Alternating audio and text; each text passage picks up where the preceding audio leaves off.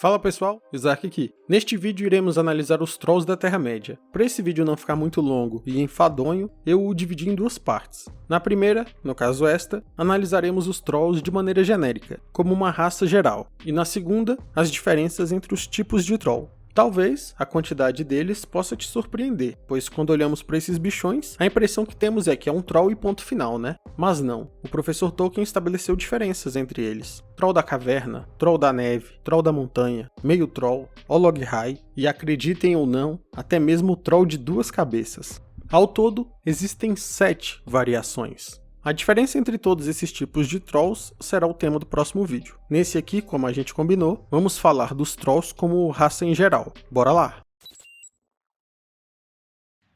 Como a maioria das abominações, os primeiros Trolls da Terra-média também foram criados por Morgoth, antigo mestre de Sauron e primogênito dos Valar. Vejam a descrição deles nos livros. Eram mais altos e mais largos que homens, e vestiam apenas malhas justas, de escamas resistentes, e carregavam escudos redondos, enormes e negros, e brandiam pesados martelos em suas mãos encaroçadas. Os Trolls em geral foram feitos para serem largos e monstruosos, porém, em sua maioria, eram seres de inteligência bastante limitada. Alguns até podiam conversar, de modo meio primitivo, porém outros não possuíam intelecto suficiente para isso, e se assemelhavam mais a animais. Aspas para o professor Tolkien. Em decorrência de sua natureza grotesca e irregular, a maioria não possuía linguagem mais refinada do que a de animais, embora alguns deles tenham aprendido a falar, de maneira limitada, junto aos orcs. A grande fraqueza desses Trolls originais, lá atrás, quando foram criados por Morgoth, era justamente a luz do sol. Assim como mostrado na trilogia de filmes do Hobbit, mesmo na Terceira Era, ainda haviam esses tipos de Trolls, vulneráveis à luz do sol e que se transformavam em pedra ao entrar em contato com ela. Durante a Guerra da Ira, ao final da Primeira Era, quando Morgoth foi derrotado, muitos Trolls morreram na guerra, mas muitos deles conseguiram fugir. Uns se esconderam, outros foram viver suas próprias vidas, mas estes passaram a servir o próximo Senhor do Escuro. Sauron, sendo um mago poderoso, passou a realizar diversos experimentos e conseguiu desenvolver um novo tipo de Troll. A estes foi dado o nome de Olog-Hai. A grande diferença entre essa nova geração de Trolls e a antiga é justamente a capacidade de suportar a luz do sol sem se transformar. Tolkien não nos diz claramente, mas Morgoth talvez tenha se inspirado em outro Vala, chamado Auli, para criar seus primeiros Trolls. Isso porque Auli criou os anões os esculpindo na rocha e dando vida depois. E no livro Hobbit, quando Bilbo vê esses 3 Trolls se tornarem pedra, diz que eles simplesmente retornaram a ser daquilo que eles eram originalmente feitos. Agora, não dá para ter certeza se essa era uma percepção do personagem Bilbo ou se era Tolkien dizendo isso ao leitor. Minha opinião é que o professor está nos revelando isso, mas não dá para ter certeza. Por outro lado, Barbárvore diz que na verdade Morgoth se inspirou nos próprios Ents. Aspas. Vocês já ouviram falar nos Trolls? São muito fortes. Mas os Trolls são apenas imitações, feitas pelo inimigo na grande escuridão. Os Trolls foram feitos semelhantes aos Ents, como os Orcs foram feitos em semelhança aos Elfos. Mas somos mais fortes que os Trolls. Somos feitos dos ossos da terra. Podemos partir as pedras como raízes de árvores, só que mais rápido do que eles, muito mais rápido, se nossas mentes forem incitadas.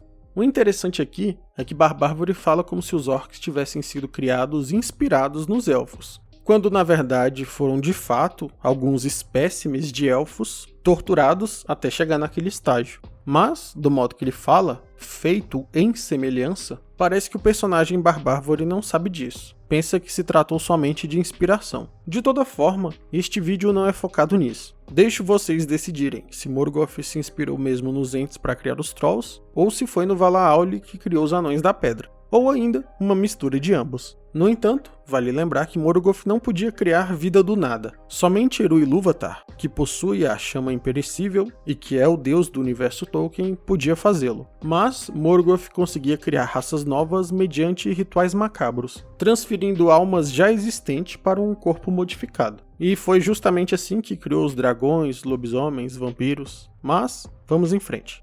Embora nos filmes os Trolls não sejam tão explorados, nos livros alguns deles conseguiam conversar e tinham até mesmo nomes. Esses 3 que estão na tela se chamavam Tom, Bert e William. A principal finalidade que Morgoth tinha para criar os Trolls era o uso de sua força bruta, pois ele explorava essa força de diversas maneiras, não somente em batalha. Esses Trolls ajudavam a carregar rochas enormes em suas construções, e também árvores inteiras, que virariam tábuas. Além disso, levavam enormes quantidades de suprimento de um lado para o outro. E, é claro, auxiliar nas batalhas. Como visto no primeiro filme, o único Troll da caverna deu bastante trabalho para um grupo seleto, que envolvia nomes como Aragorn, Legolas e até mesmo um mago. E, para quem não sabe, um deles foi o responsável de matar ninguém menos do que o avô de Aragorn, ou seja, um Dúnedain, descendente de Númenor e da linhagem real. Esses bichos eram realmente perigosos. E se contra um grupo seleto era assim, imaginemos contra um grupo de soldados comuns. Vocês podem imaginar o trabalhão e o estrago que eles poderiam causar, né? Pior ainda, imagine que um bando deles atacasse de uma vez só. Outra coisa que não foi mostrada nos filmes, mas que diz muito sobre os Trolls, é o seguinte. Vocês não acharam meio estranho que a comitiva do Anel tenha encontrado um único Troll no interior de Moria?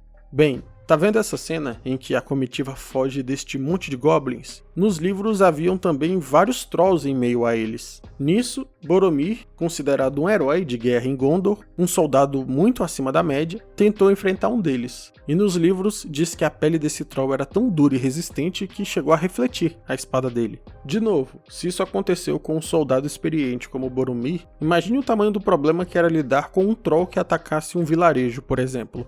Mas voltemos a Boromir. A sorte, entre aspas, é que os Trolls recuam junto dos Goblins, por terem sentido a presença do Balrog se aproximando. Tem um parágrafo em que Tolkien nos dá uma boa ideia do que acontecia quando Trolls entravam no campo de batalha. Aspas para o Retorno do Rei. Como uma tempestade, caíram sobre as fileiras dos homens de Gondor, batendo sobre elmo e cabeça com arma e escudo. Como um ferreiro que amassa o ferro quente e flexível. Ao lado de Pippin, Beregond caiu, subjugado e atordoado. O grande chefe dos Trolls que o derrubara debruçou-se sobre ele, esticando uma garra sufocante, pois essas cruéis criaturas costumavam morder as gargantas daqueles que derrubavam. E sabendo desses hábitos perigosos, quando Gandalf e a comitiva se aproximavam das montanhas de Caradhras, ele de longe avistou um Troll, e decidiu que era melhor eles desviarem o caminho um pouquinho do que tentar passar por lá. Aspas, não há possibilidade de passar por aquele caminho. Em relação a seus hábitos, os Trolls precisavam ser domados. Caso contrário, eles se voltavam até mesmo contra os seus aliados, os Orcs. Isso porque, quando eles sentiam fome, eles instintivamente agarravam qualquer coisa viva que encontrava pela frente e devoravam. Nos livros, é dito que a combinação de pele resistente e força bruta dos Trolls fez com que Gothmog, o chefe e senhor dos Balrogs na Primeira Era, tenha designado um grupo de Trolls como seu guarda-costas. Porém, eu, particularmente, acredito que Morgoth deu uma parte maior de seu poder a esse grupo específico de Trolls. Digo isso porque, durante um cerco, um guerreiro chamado Urin conseguiu cortar alguns desses Trolls guarda-costas de Gothmog, e o sangue deles teve efeito semelhante ao de ácido, chegando a até mesmo derreter o machado dele. Apesar disso, nas eras seguintes não vemos esses efeitos ácidos no sangue dos Trolls. Por isso eu digo que provavelmente Morgoth melhorou aquele grupo específico de Trolls, já que esse grupo havia sido designado para ser guarda-costa do seu general. Como combinado, na próxima parte falamos sobre os diferentes tipos de Trolls. E com isso chegamos ao fim de mais um vídeo. Se você gostou, não deixe de se inscrever e deixar um gostei para ajudar o canal. Para mais conteúdo relacionado a Senhor dos Anéis, me segue no Instagram no endereço que está na tela. Um abraço e até o próximo vídeo.